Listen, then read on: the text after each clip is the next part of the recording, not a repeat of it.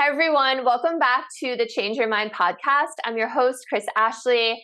And on our show, we explore the intersection between personal development, spirituality, and science. And I am so excited for today's guest. With me, I have Jennifer Norman. I met Jennifer because I was on her podcast and we just vibed so well. We had to keep the conversation going. So I'm really excited for you to hear what she has to say.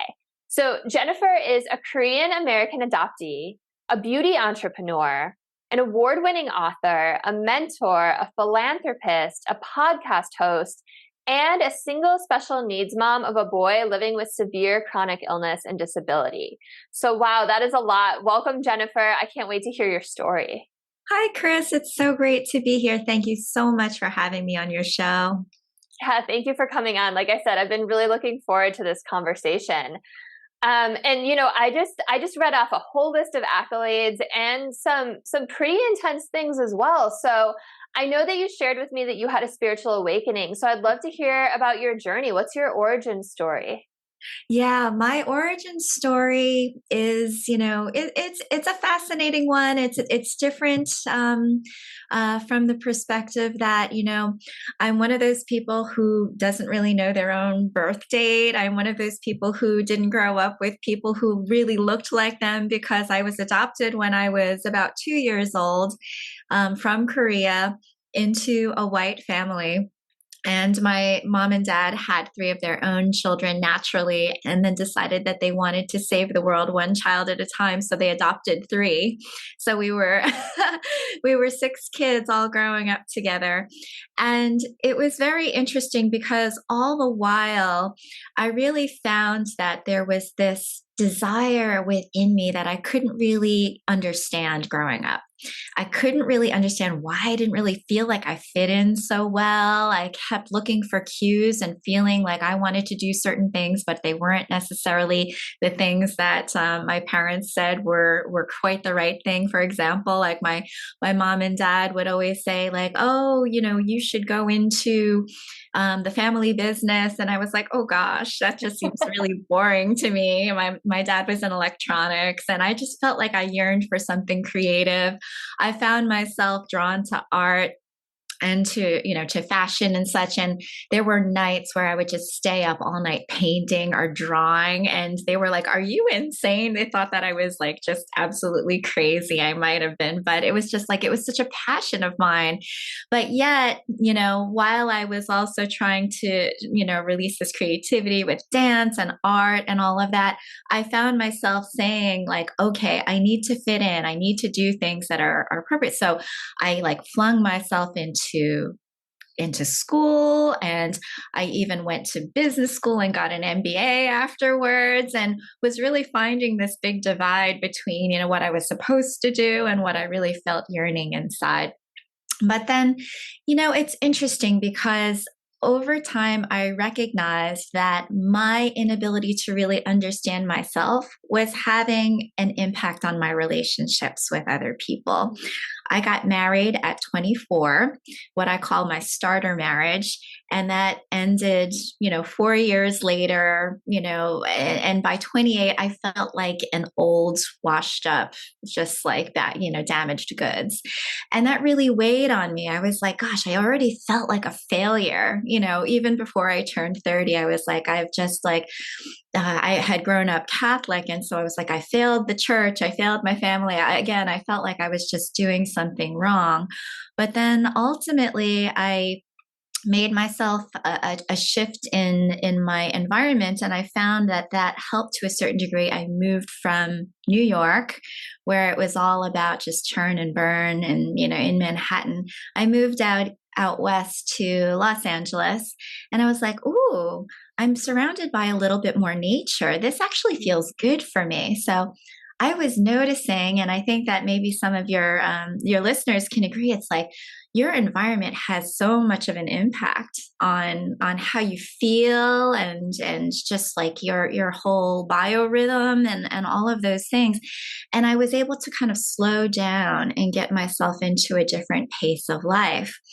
Yet I was still having these yearnings for past culture kind of coming up into into my, into my consciousness, and with, I was still hustling. I was still working really hard and not spending a lot of downtime, even though I had put myself in a better environment.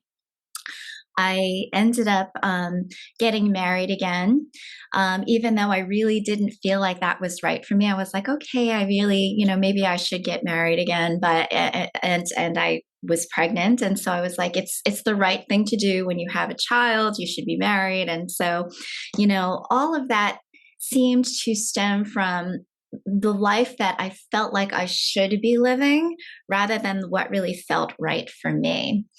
And so fast forward a few years, my son that I had given birth to, which was an amazing miracle for somebody who hasn't grown up with anybody that looks like them, to have your own child and to see your own self staring back at you and to be able to hold that little being, it was truly remarkable to me. It was as if I had given birth to myself. Wow, that's really special. Yeah, yeah. And so there was just this very unique bond that I had with my son because I felt like, wow, this is family. This is part of me. It was really, really special. When he was 2 years old, he started to show signs of lethargy. He started to show what we call spasticity, where his muscles would start to lock up and he wasn't able to move properly. And we were like, oh, what's going on? Took him to all the doctors. Nobody could figure out what was going on. It turned out that he actually was harboring a very rare genetic disorder that we didn't know about. It didn't present itself until he was 2 years old. And he ended up falling into a coma like state for about 3 months. And all the while, yeah, and you can imagine any new parents out there, it's so hard when you have a child and they can't tell you what's wrong. You don't know what's happening. None of the tests come back very conclusive. He doesn't have a virus. This is before COVID. Doesn't have a bacterial infection. Like all of the markers that they were looking for came back negative. And ultimately, they had to take a bit of leg muscle to study his cells, and were able to determine from the look of his cells and from these MRI screenings that they did, they had discovered that he was having this massive inflammation in his brain. And it was running down his spinal cord, and it was pretty much killing off the cells that were in his brain, leaving severe damage, severe neuromuscular damage. And he was given a prognosis that was extremely bleak. And so, that at that moment, I think that I fell into trauma. Being told that, we can't find a heartbeat, your son isn't going to make it, when this is really my own feeling of family. I felt like this whole, like my world was just collapsing before my eyes and didn't really know what to do. But ultimately, I decided that I was going to hold on for hope. And really, it's like any amount of light that you can cling on to. It's like, reach for that. Don't let yourself, I was really finding myself, very, very easily falling into this very, very dark space. But I did a lot of, at the time, I would pray, I would speak to priests and things like that. The priests would pretty much say, well, what did the doctors say? I think that you should let it go, and so I was finding that they were just confirming what the medical providers were offering. That's surprising. Wow. Yeah. Yeah. Yes and no, because I feel like in some cases they're so faced with the ultimate, where people are on their deathbeds and saying last rites and finding people, in situations where it's hard to say goodbye. And so they're trying to ease you over into that step much more easily when things are looking so bleak. Makes sense. But inevitably, and I do believe it was somewhat of a miracle that my son was able to pull through, and only by sheer I think ability for, great doctors, and the fact that we do live in Los Angeles, where there is, there is a lot of care and a lot of attention, as well as the fact that we said, you know what, we are going to hold on for hope. That he started waking up and he started to get better. And we were able to take him home about a month later, not without the fact that he is in a very critical situation. He was intubated, so he's on, pretty much on a ventilator, needed to learn how to speak again, needed to learn how to walk and talk and do all of the things. His condition did not have a cure and continues to not have a cure. He's, by the way, he's 17 going on 18 now. So he's a survivor and my biggest spiritual teacher, to be honest with you. But, he has taught me so many great, great things. And he was really the reason why I came to a spiritual awakening. A lot of people come to it when they're faced with traumatic experiences. They feel like there's nowhere else to turn and all of that. And so that was really my point of feeling like, okay, in order for me to be able to be the best mom and support that I can, then I need to be the light. I need to bring joy and love and happiness and fun. And really, I felt like when everything else fails, that is the best reason for living. And that is our reason for living, is to always lean into joy in order to find your way forward. A lot of times we take things so seriously. And yes, that was a very, very serious thing. But when we are able to lift ourselves up and find that bliss, find those reasons to laugh and just crack up, no matter how silly or whatever it is medicine. That is medicine for the soul. And so that was really just the point at which I felt a turning point of saying, you know what, I really think that through this hardship, I found my purpose. I found really what life is all about. And I really want to share this with other people who have gone through it, who are going through it, who might need a little bit of guidance and support. After that, what was so interesting is that, when they say, when it rains, it pours, it certainly had for me. I did have a situation where the man that I was married to, my son's father, had been known to have infidelity pretty much for the entirety of our marriage. And I was holding on because my son was still in such a severe situation that I was like, I just can't break up the family again, thinking like I needed to keep things together in order to create this sense of stability and putting myself and my feelings aside. My mom passed away pretty much right around the same time. So it was very easy for me to fall into like, okay, why is all of this happening to me? What is going on? What did I do to deserve this? I almost said that on a daily basis. I really felt myself playing the victim in a lot of it. And probably a lot of people would say rightly so, all of these things like I didn't, if you could think about it, it's like, yeah, my mom passing away wasn't anything that I could control. My then husband cheating on me, what did I have to do for the fact that he was cheating on me the entire time? It's very easy to say, well, that wasn't me, it was him. My son being ill. Again, it's very easy for me to have played the victim and feel that I was justified in feeling victimized and that everything else was to blame. The world was out to get me. I know that other people in this situation really start to say like, God is mad at me. That, it's just like everything is working against me. And ultimately, it started to consume my soul. It really took me into this place of feeling really bitter and really angry and really resentful. And when I thought about it, I ultimately said, you know what, this is going to be so debilitating. I'm not going to be able to survive. So I had to make a choice. I think that all of us are really faced with a very, very profound choice in our lives. And it doesn't have to be a big situation such as, health and death and relationships falling apart. But every day we have a choice to make something better of the situation.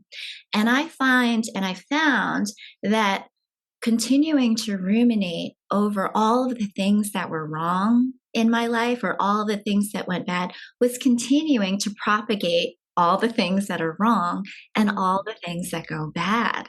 Whereas if I just lifted myself up and said, you know what, I'm going to choose to live my life forward rather than backwards.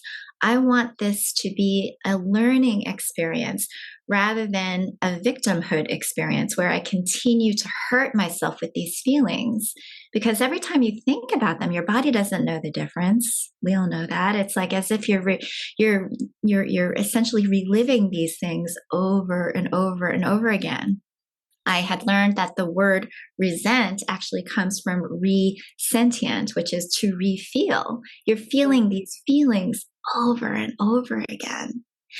And so making the choice to be better rather than to feel bitter is really very, very much a point of consciousness of being able to pause and not react, but instead have this inspired action and this willingness to make something better of yourself and of the life that you want to live.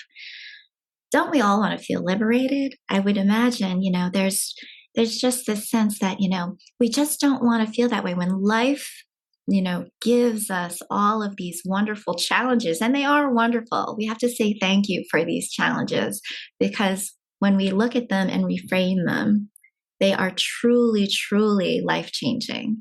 And they're there for us to build resilience, to build strength, to build even more love and the opportunity for forgiveness and for kindness and for empathy and understanding in our hearts, so that we can then help change the world and help heal the world with our light and with our love and with our magic. It's all about the law of attraction, and I know that you are an expert in that area. Yeah. Wow, Jennifer. Thank you so much for sharing that, for your vulnerability, for your honesty. I was on the edge of my seat the entire time during that story. And what an inspiration you are. Hearing you talk, you can just see the joy and passion and love and kindness emanating from you. And there's not many people I say that sincerely. I wouldn't just say that to anyone. I think what's so inspiring about your story, you kind of touched on, is so many people would fall into victimhood because, like you said, you're totally justified to, right? Especially when you're going through that dark night of the soul and things just get piled on. When it rains, it pours. I've been through those circumstances where it's like, what else can go wrong? Life is just happening to me, right? Yeah. And I appreciate that you did go to that dark place at first, right? Because sometimes we have to go to those dark places to really see the light and to find ourselves again, right? And we wouldn't be honest with people if we said, oh yeah, I just knew from the get-go, I'm going to be that light, right? I'm going to find that thing. Because sometimes we're human beings, right? We have these emotions to feel. So I appreciate that you did go to the darkness. So, I was writing down all these questions as you were telling your story, and you answered a lot of them. But, what was that? Was there one defining moment where you were like, okay, enough is enough. I can't, I have to either, stay in resentment, and I love your definition of it, stay in resentment and get bitter, or forgive and find that light and get better? Was there that one moment, or was it this gradual thing? I think that to a certain degree, it was a bit gradual. And it's interesting when you bring up Dark Night of the Soul, because for a period of time, I didn't believe in shadow work. I didn't believe in Dark Night of the Soul. I thought, okay, it's better to just turn your head and, head towards the light. But then I realized that when you do that, there is still this harboring emotion that is being shrouded. And it's really important to do the work to excavate that and to release it out of the body, or else it can cause problems. It can tend to resurface and come back up and up and up again. And I think that that was what was happening, is that, I would fall into this victimhood. I'd fall into the woe is me. I would recognize that with my conversations with other people, I would notice that it was just like this whole, it was almost as if we were like trauma bonding. Mm-hmm. And it would just grow and grow and grow. And somebody would be like, yeah, and this is what this person did to me. And yeah, that's what that person did to me. And oh my gosh, isn't that terrible? And it would just end up, we would all feel like, yeah, we vented and we, just got it out there. But essentially, was anything really better? Was anything really resolved? It didn't feel good. And I think that over time, as I was noticing and reflecting, I just was able to, for whatever reason, have the opportunity to sit back and look at things and what was being created during this period of, I would call, grief and mourning. And understanding that, yeah, it takes a bit, feel angry, feel upset, feel all those feelings. Don't feel that you need to suppress them, because that it just needs to come out. But if you tend to loop back into that and get angry over again and wallow in it and continuing to place yourself in victimhood, then that is the complete opposite of victory. It's not empowering, and all of a sudden your life continues to become not your own, and negative things keep happening to you because you're attracting that. And I sat there and I paused and I said, you know what? I don't want to feel like this anymore. I don't want to live this way. And it really did become a choice. I saw what was happening. I saw the conversations that were happening around me, and I was like, you know what? I really want to lift myself out of this. I want to be better. I don't want to feel this bitterness anymore. I've got to learn to forgive and to let it go and live my life following my bliss, following joy. And I feel that that is really the place where I'm going to feel the most fulfilled. And yeah, all of this is here for a lesson. All of this is here to teach me something. And I can, if I let it, be better for it.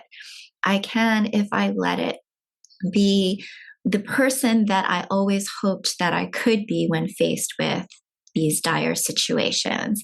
And I could also help be an example, a way shower of sorts for other people who might also be, going through some really, really bad things. Yeah. And I love that you turned it all into a lesson, because that's exactly what these things are, right? We decide those big life circumstances that we're going to go through before we come here, because they are the lessons that we need to learn, right? They set us up to learn the lessons that we're meant to learn so we can grow and we can level up.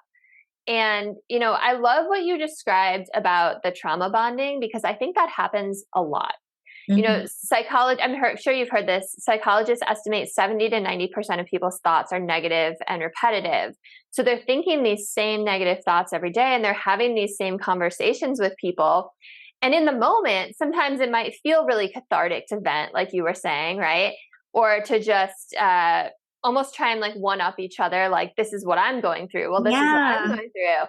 Like, hold my beer. Yeah. What was that? Like, hold my beer. Yeah. Yeah, exactly. Yeah. But I love that you said too, like, in the end, that's not serving anyone. And, I think it happens even on a larger societal, cultural level with things like cancel culture, right? People start to bond over, issues that they have, common issues that they have problems with. And people start to dogpile on these issues and kind of get each other more and more ramped up. And, we see it so much. And there's this, I don't know if you've heard of like what a thought form of energy is, but it's almost where people get so emotional and they're pouring the same emotion into something. And then the emotion kind of takes on this life form of its own, like this cloud of anger or this cloud of resentment. And it kind of sweeps everyone else up in its path. And it makes it really hard to escape from that, like hive mind almost. So to be able to pull yourself out of that is really powerful. Yeah. True, true.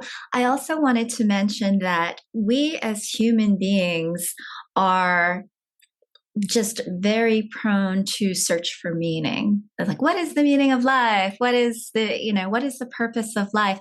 And so anything that happens, we can take so many different ways. An interpretation of what occurs can be taken so many different ways. There's that age-old parable of the family that's walking with the donkey. I'm not sure if you've heard of that or if your listeners have, but it's like the man, the woman, and their child is, walking the donkey. The man's on the donkey, and everybody says, "Oh my gosh, look at him! How dare he, ride on the donkey while his poor wife and his child are walking next to him?" And so he gets off. The wife gets on. "Oh, look at her! She's so entitled. She thinks that she's better than all of the rest of them. I can't believe that she's riding." They put the child on the donkey. It's like, oh my gosh, that child is so lazy. They're not going to teach that child any hard work. And so they end up all picking up the donkey. Well, and then the other fourth one is, oh my God, that poor donkey. Yeah, right? they all ride on the donkey, and then they say like animal abuse, Yeah. and so then none of them ride on it, and it's like the waste of it. So everybody is going to have an opinion, no matter what anybody does, and it really is our own interpretation of what is happening. And the fascinating thing about cancel culture, I mean, it's really coming from a place of your own inner being. But what happens is once you see other people starting to migrate towards a behavior, then groupthink starts to set in, and the dogpiling starts to happen. And a lot of times we have no idea what the real truth of the matter is. And ultimately, what we also know is that, anything that happens in life is really just neutral. It's really our reaction and our response to it that gives it meaning and provides its meaning. And so I've come to learn that the meaning of life is to give life meaning. That's really what it is. The purpose of life is to give life purpose. That's that's really what it's all about. And, what is that purpose going to be? We can ask ourselves and do that journaling work and do that inner work to really dive deep inside and say, why am I here? What is the purpose of why, what I want to contribute? What is the mark that I want to leave? Is it going to be something where I'm going to be laying in blame and victimhood and in this place of a negative, low frequency, low energy? I don't think so. I know your listeners don't want to be there. Instead, we are here to help to be inspirations and to help to inspire. The interesting thing is when I said my son is the best teacher, and I almost look at him as my little Buddha, because he is actually mute. He's nonverbal, and he is non-mobile, and so he essentially sits very placidly in his wheelchair or in his bed, and he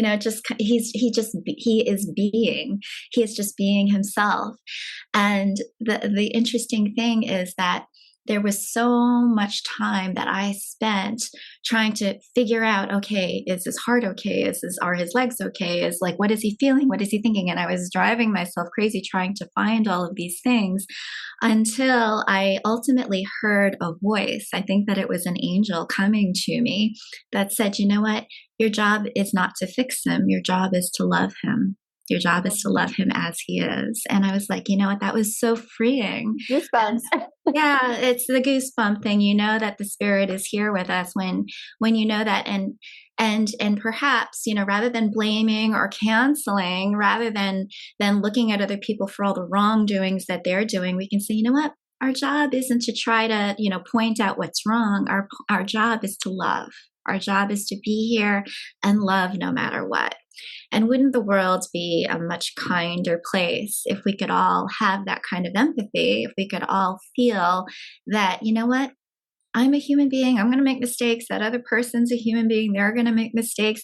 There's got to be a way for us to be able to seek forgiveness and to seek kindness and to seek humanity and to seek the beauty in all things.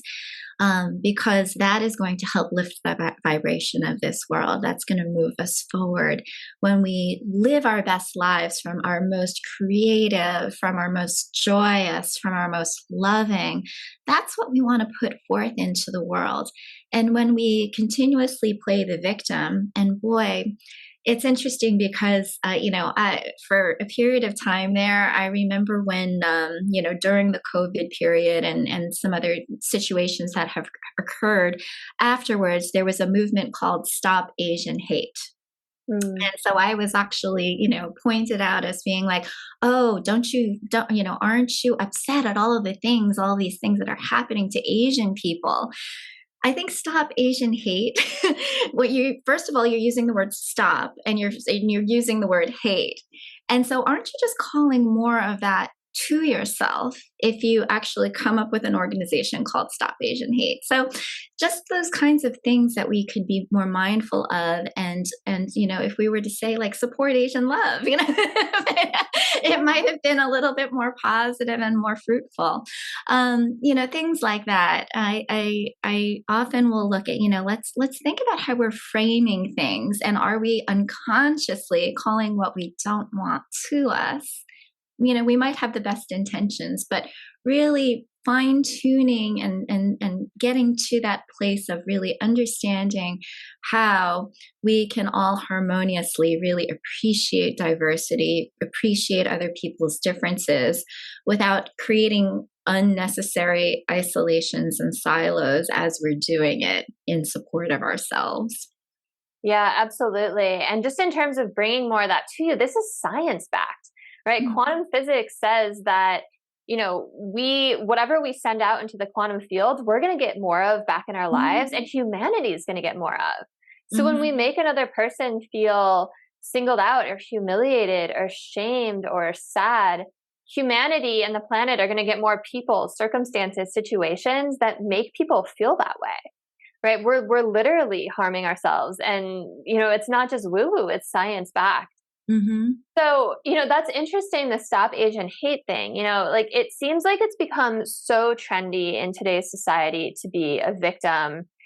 And especially with social media kind of honors victims. Like what do you have to say about that? Especially in that awkward situation where people were like, well, you're Asian. Like, shouldn't you be offended right now? Shouldn't you be, taking to social media? Like, how do you navigate this? Yeah, it's very interesting that a lot of people say that, when you look at the stages of frequency and emotion and how these are tied to energies and vibrations, and you think about the lowest form of energy is when you feel depressed and you just feel inward, and it's really like the lowest rung.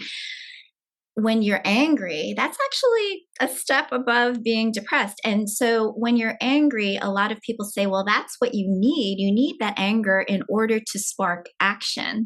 Mm. And so that is where different kinds of organizations band together, fighting. And so and there is justification. And again, they feel justified from, a social justice perspective to take action based upon a wrongdoing and anger. And so, yes, that is one way forward. And it's a very popular one because it is easy. It's very easy to get angry and then react and then just, get back at somebody for something. It is more difficult to rise above that and get to the place where you're saying, let's have a conversation about what just happened. Maybe you're acting this way because something happened to you in your past, and you're really upset about it, and you're really hurt, and you're taking it out on me. And I know you don't really mean to. I understand where you're coming from. And if you understand where I'm coming from, that I had nothing to do with this, and just because of the way that I look, I act as a representation for everything that might be wrong in your life. When we get to that place and we can meet eye to eye and develop a better communication, better understanding, better diplomacy, that is a higher level vibration that is definitely more evolved, shall we say, when you're talking about Maslow's hierarchy or you're talking about the evolution of humanity. And so, yeah, it's easier to fall into that victimhood. It's easier to fall into that hate and animosity and rancor. And yeah, I won, zero-sum game. In some cases, some would call that more masculine energy rather than the feminine energy, which is to try to resolve differences in, a more kind, gentler way. Sometimes people look at it as a form of weakness if you try to talk things out or if you turn the other cheek and forgive. But ultimately, will the world be less fighting each other? Would we have less wars? Would we have, less differences of opinion? Would we have more acceptance if we were able to lift ourselves out of that and get ourselves into a higher vibration? That is the work. That is the work that a lot of people find it very hard to do. But once we get there, wouldn't that be a better place to be? And so, yeah, that is what I advocate for. I am definitely more of a pacifist. I am definitely, against war. I do understand that if there are wrongdoings, that justice is there for a reason. You have a conversation about what just happened. You say, hey, you get to the table, you look the person in the eye, or you have that conversation, and then you work out what might need to happen in terms of amends or reparations. That's totally fine. But an eye for an eye makes the whole world blind, as the old adage says. Absolutely. And I wish I could underline what you said about, okay, because of the way I look, I'm a representation for all that's wrong in your life, right? So often we are just projecting our own pain and our own fear onto people. Mm-hmm. And you talked about anger. Anger is such a common emotion that people fall into because it covers up deep heartache. It covers up grief. It covers up your own pain and fear. Yeah. And like you said, it's easy. It's almost a cop-out in a way. It's a surrogate, right, for grief. Yeah. There's a lot of pain underneath that. And a lot of times people don't really understand what their unconscious biases are. It comes out in ways that even they can't necessarily comprehend unless they were to go through therapy and do the work to really unpack a whole lot of stuff that might have happened over the course of their lives. Yeah. And I think that, when we understand that, other people are just reflectors. Everybody that you come into contact with is really, if something triggers you, it's something that's going on inside you. It has nothing to do with that other person. You may blame that other person. It took me a long time to realize that even though, when I was in a relationship, if there was infidelity, how did I have, a 50-50 share in what was happening? It was, it was really, really difficult, but ultimately I recognized that, yeah, I was party to it. I didn't, do that work to help to resolve what those underlying issues were. And there was some energy within me that had condoned it, that had enabled it, that had allowed it to continue on. And so a lot of people find it hard to accept when there's something going on, and it's a lot easier. And, a lot of people find solace in people saying like, oh my gosh, how terrible. I feel so bad for you. They look at that as support when you play the victim. It's just like, carry me forward because I'm in this position of, being less than or being called less than, when ultimately we are the ones that are placing ourselves in that less than position. Exactly. It's not empowering, right? You get to play the martyr, you get pity. Like there's a lot of reasons to play the victim psychologically, but you're not taking charge of your own healing. You're not you're not growing. You're stuck in your own world playing small. What you were saying was making me think about how I was talking to another guest recently who's a therapist, and we were talking about how people don't want to believe that they've done anything wrong. Yeah. Right? They in their own mind, they're innocent. So they will come up with reasons why it's everyone else's fault, why, everyone else is the problem. They acted horribly. Like they're the only rational ones. And it's just a really interesting psychological thing. And again, it goes back to what you were saying, like we all need to just like look inside and do the work. Yeah. And I was also thinking about, the people who have really made change in this world, like really, really changed the world. People like Nelson Mandela and Mother Teresa and MLK Jr., like those people went about it in peaceful ways, right? They weren't the ones out there fighting. Because if you're fighting the outside world, you're fighting yourself. Like you said, it's all a reflection of you. Yeah, it absolutely is. Yeah, go ahead. No, I was going to say that, yeah, there is a lack of self-awareness Yeah. in many cases. There Yeah. is a lack of understanding our own power from that perspective, especially when we play the victim. We're disempowering ourselves. We're giving it away to somebody else. We're letting others control how we feel about ourselves and about the world around us. And so it's time for us to all take radical responsibility for our own lives. It's not your boss's fault. It's not your parents' fault. It's not the government's fault. It's not, because, ultimately, throughout the course of our lives, we are met with these situations, and it's really the perspective, the frame of mind, the ability to be like, oh, I see what's going on here, and almost call it for what it is, like a game. Yeah. Yeah. And I remember when we were speaking before, just before this episode, we were talking about how people tend to wear their identity or their heritage or their victimhood almost as this badge, right? Which is Mm. all ego. Like, can you talk about that a little bit? Yes, yes. And boy, I know that this conversation always causes me to step in it. I know that because everybody feels very, very strongly about this topic. I think about how when I identify, for example, as an Asian American, or somebody else is to identify as Latina, or somebody else identifies as Black, or a Native American, indigenous, um, European,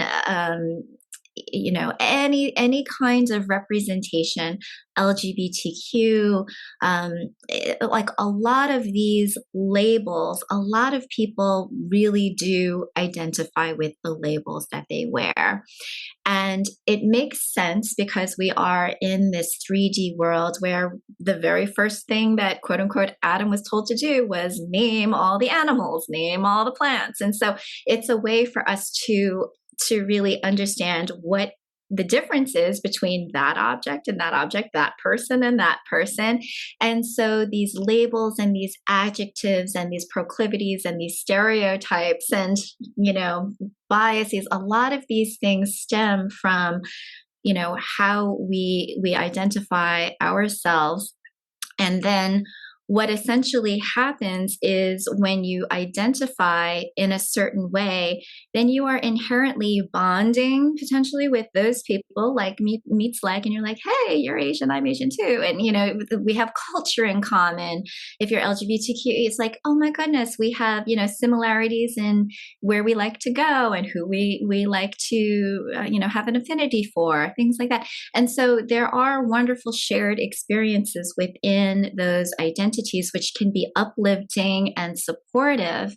Where it tends to go a bit sideways is when we get into other groups which are more diverse, such as the United States of America, and then say, oh, you're not like me.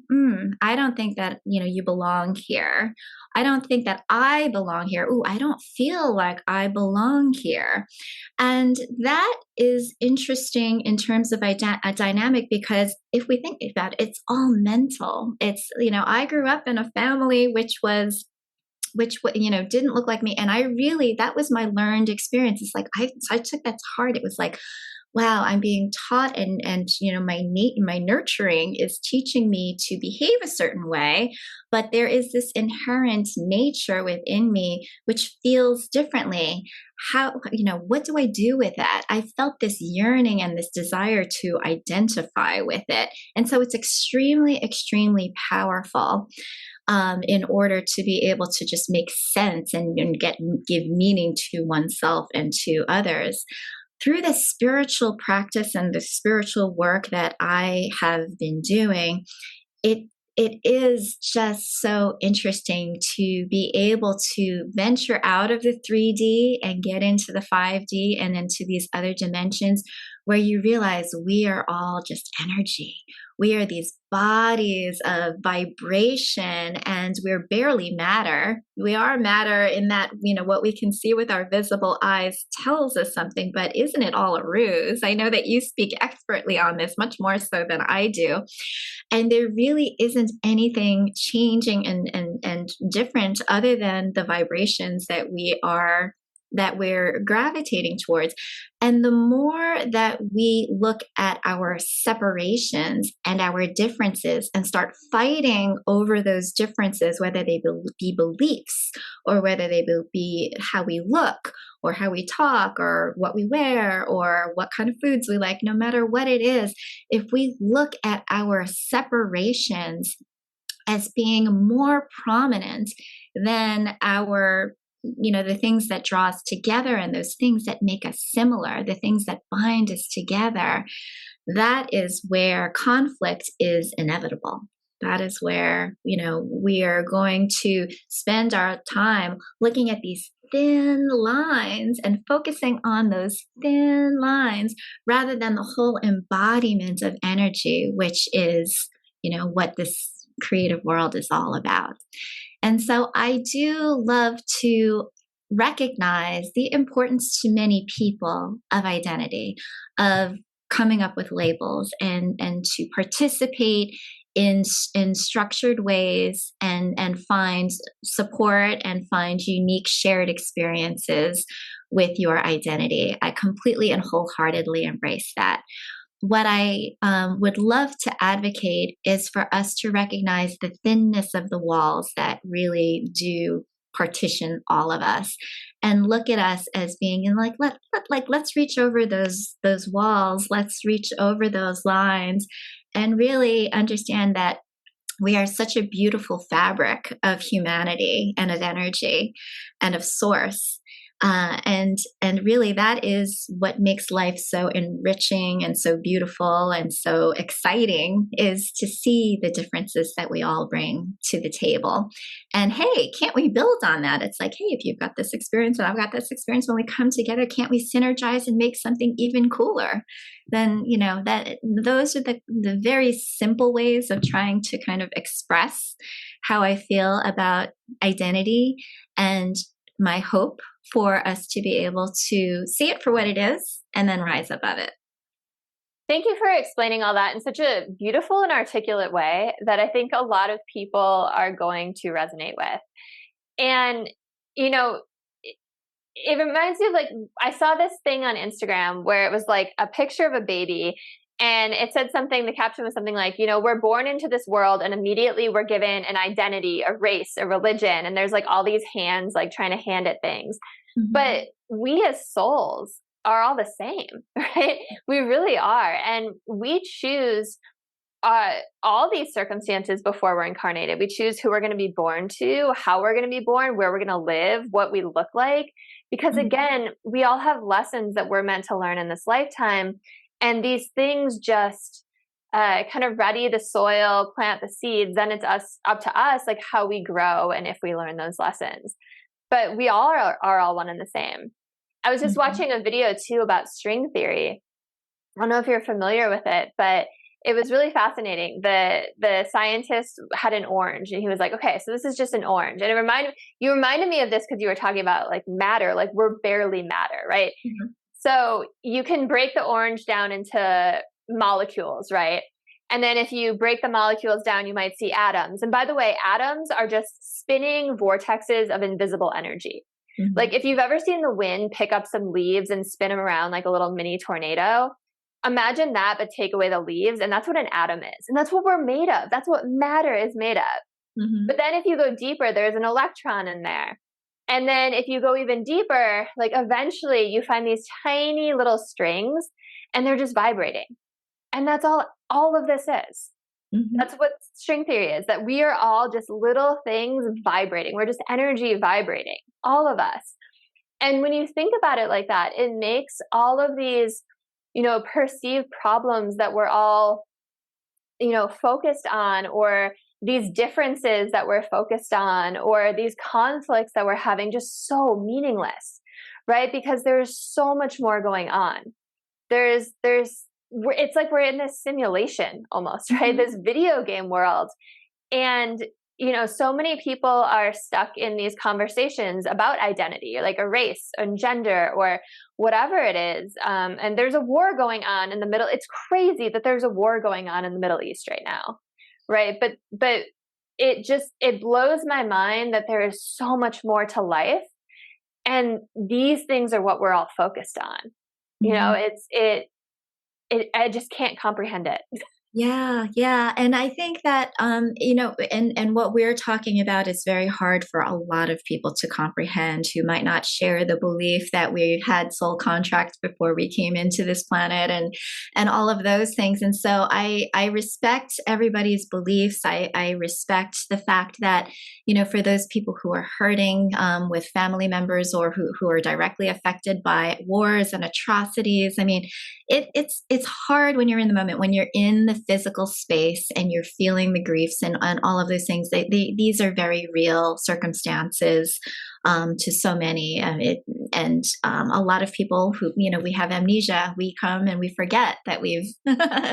What our beliefs are is that we forget that we've made these agreements. We've decided who our parents are and who our kids are, and we've agreed to all of this.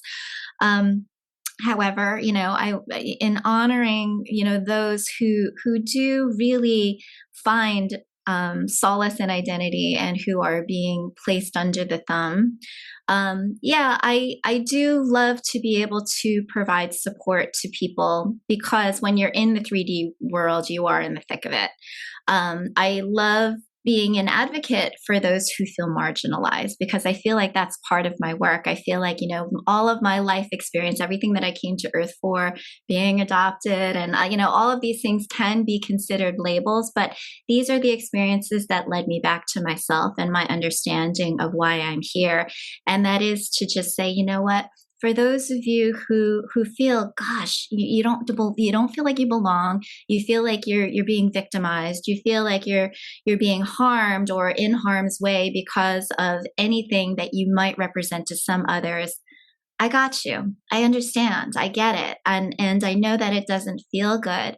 And so let us think and consider that, if we act with love rather than retaliation, because it'll just escalate in more retaliation and war and all of these things. And yes, look at what happens constantly when we don't see eye to eye, or when we have beliefs that conflict with other people's beliefs.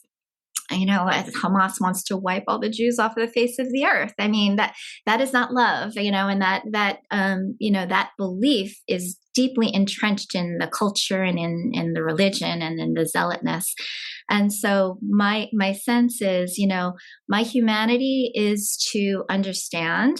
It's to be a support for you to know that you are loved and that I think about you and that I'm here for you to be an empathetic arm, and for us all to maybe find a way to get into the practice of lifting ourselves out of feeling the victim and instead feeling that love and joy and kindness for all people, no matter if they are so different from you. For all people is really the best way forward. It's hard work, but think about the cost otherwise. Yeah, I think that's beautiful. And, you keep talking about empathy. And to me, empathy is the understanding that other people's beliefs and stories and perceptions are just as valid as yours. Yes. Right. And Yeah. I think it ties back to what I was saying earlier, where people tend to think like I'm right and everyone else is wrong. Like, and what you were saying, like everyone has a different perception with the donkey story. There could be something could happen and there could be 50 eyewitnesses and they could all explain it from a different point of view because they all have a different lens, a different story that they come from. Yeah, it's so true. It's absolutely true. I mean, your story is valid. My story is valid. My beliefs are valid. Your beliefs are valid.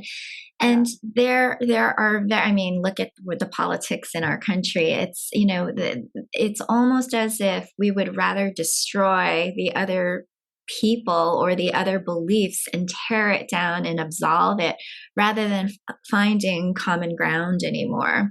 It seems like we get so entrenched in our beliefs, even if they aren't necessarily rooted in anything very much strongly other than our own persuasions. Yeah. And, speaking of politics, I mean, I think I said this on your show too. I really believe that politicians and the media and even like racial grievance groups profit from keeping us divided. And especially when it comes to the government and politicians, I think they keep us distracted by keeping us divided, right? Because there's a lot going on behind the scenes that we're not privy to because we're so focused on talking about these identity issues or talking about, this horrible war that's going on. So there's money moving around behind the scenes, there's different things going on. So I think a lot of it is just to keep us distracted too, because they benefit from it. Like we are powerful. There's all those, I don't know if you've seen the square root of 1%, but it's about group meditation, right? And in the 90s, they did this experiment where they took a couple hundred meditators to Washington, D.C., which was the crime capital of the country at the time. And they measured the rate of violent crimes before and after. And rapes, homicides, like violent crimes, they all dipped by a massive, massive percentage when people sat and meditated on peace. And even emergency room visits went down, car accidents went down, and then it went back up once the meditators left. But we are powerful. And if we could all unite rather than be divided and be separate, like there's no telling what we could achieve. We could achieve heaven on earth. We could build an incredible society where everyone is taken care of and peace and love are, the reigning factors. But, we are kept very divided, I think. It's interesting because I know Kelly Gores, Joe Dispenza, with the mass meditation movements and, bringing together as many people across the world as possible at one time in order to just meditate on peace and harmony and love. I think those aspects, I think Michael Beckwith is also, one that advocates for this, is like, it's a beautiful thing. It's a beautiful thing to be able to come together for peace and prosperity, to see what kind of impact that can have. And the hope is that we can discover a way to actually, stretch out into the quantum and bring those kinds of things back so that they can have a more lasting effect on the world at large. I think that, there is an interesting discussion about politics, politicians, the money movement, all of those things. I am not an expert in any way on those things, but I know that there are a whole lot of theories out there about what is happening. And I think that as long as we, rather than kind of going down a lot of rabbit holes, as a lot of people do, and bless their hearts, they're fascinating. I think that the best thing for us to do is, again, take radical responsibility for our lives and our own power, to your point, to recognize that, rather than feeling the victim, rather than feeling like the government is out to get us, or that, capitalism is really doing everybody wrong, turning us all into lemmings. Don't we kind of see that happening, rather than that, it's like, what, I'm going to do things differently. I'm going to do things differently for myself and for my family. I'm going to really, be one to steward in, real good things for myself, my home, my community, my world. It really all starts with ourselves. Rather than, going out. It's interesting because I listened to a whole lot of Abraham Hicks, as I had mentioned on my show, and she's like, how many of you want to change the world? And everybody raises their hand, and she's like, okay, that's the problem. If you actually want to go, like, if you think that you don't need to change and you'd rather go out and do everything that you can to change somebody else or change the world, then isn't that the backwards way of working on things? Let's change ourselves. Let's work on ourselves, and then the world will change. Exactly. I couldn't agree more. And it again, it just ties back into what we've been saying this whole time. Like, if you do the inner work and you heal and you get to be this beacon of light for others, right? You rise, and people are going to see that, and they're going to rise up to meet you, and you can have this beautiful ripple effect on your friends, your family, your community. And so many people are out there trying to fight for change, right? That goes back to like cancel culture we were talking about. But the way that you change a sick society isn't by fighting the outside world. It's by healing yourself. Mm-hmm. You heal your inner world, it heals your outer world. So I think that just kind of tied everything back. And Yeah. I know what's that? No, no, go ahead. I was just going to say, I know we're like right at time. So I was going to just thank you so much for this amazing conversation. I think having these conversations are so important. And especially when we can do it in a compassionate and kind and open-hearted way. And I just appreciate your time. So thank you so much for coming on. Tell our listeners what you're up to, how they can find you, if they want to work with you. Give us Thank you all the so details. much, Chris. Yeah, I my work is really about cultivating self-love, self-esteem, radical manifestation from there. It's really about, that inner beauty, that inner light. I'm the founder of the Human Beauty Movement, so feel free to take a look at what I offer on thehumanbeautymovement.com, and at the Human Beauty Movement is pretty much all of my socials.